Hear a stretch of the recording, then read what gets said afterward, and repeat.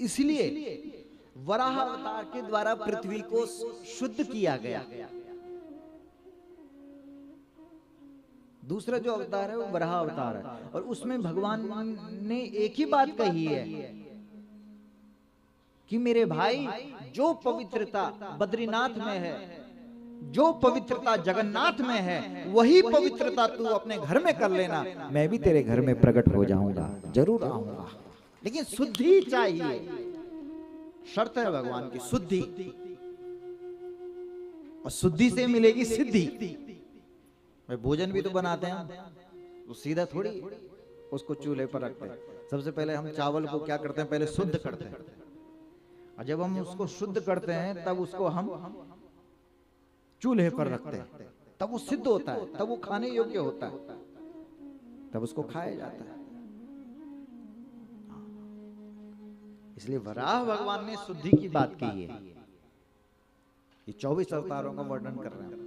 भागवत बड़ी अच्छी, ये ग्रंथ कोई सामान्य ग्रंथ नहीं है। वैसे हर युग में भगवान अवतार लेता है। सतयुग में भगवान परशुराम बन करके आया, तब भगवान ने दुष्टों का संहार किया। जब त्रेता युग आया तो उस आसुरी शक्ति ने कहा मैं रावण बन करके आ रहा हूं। तो उस दिव्य शक्ति ने कहा कि अगर आसुरी शक्ति अगर रावण बन करके आएगी तो दैवीय शक्ति राम बन करके उस रावण का संहार करेगी। तब आया कौन सा युग, द्वापर युग। तो द्वापर युग में उस आसुरी शक्ति ने कहा कि मैं कंस बन करके आ रहा हूं। तो उस दैवीय शक्ति ने कहा कि मैं कृष्ण बन करके तेरा संहार करने के लिए आ रहा हूं। अब आया कौन सा युग, जोर से बोलो, और जोर से बोलो। कलयुग आ गया। कलयुग में बोला आसुरी शक्ति ने, अब मैं हर व्यक्ति के अंदर घुस रहा हूं। कितनों का तो तू संहार करेगा, एक एक व्यक्ति के अंदर मैं घुस रहा हूं। तो तब भगवान ने कहा अगर तू लोगों के भीतर घुसेगा तो मैं भागवत बन करके लोगों के अंदर प्रकट हो जाऊंगा। तो भगवान कहां घुस गया, बोलो श्रीमद् भागवत के अंदर। बोलो श्रीमद् भागवत महापुराण की जय। भाई इसकी यही शर्त है कि भाई आपको भागवत में आना पड़ेगा। जब आप भागवत में आएंगे तो वो जो आसुरी शक्ति है वो आपके भीतर से दूर होने शुरू हो जाएगी।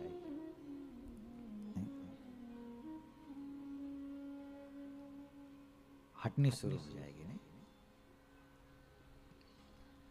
फिर तीसरा जो अवतार है भगवान का वो नारद अवतार है। उसमें भगवान ने भक्ति की बातें कही। भक्ति यानी कीर्तन, 24 घंटे भगवान का सुमिरन। नारद अवतार में कीर्तन चल रहा है, कीर्तन चल रहा है, लेकिन इसका मतलब ये नहीं हुआ हमारे यहाँ हनुमान जी महाराज कीर्तन बहुत अच्छा करते हैं, करते कि नहीं? लेकिन हनुमान जी महाराज जब कीर्तन करते हैं तो केवल कीर्तन ही नहीं करते हैं, दुष्टों का संहार भी करते हैं। चौथा जो अवतार है भगवान का नर नारायण अवतार, जिसमें भगवान ने तपस्या की बात कही।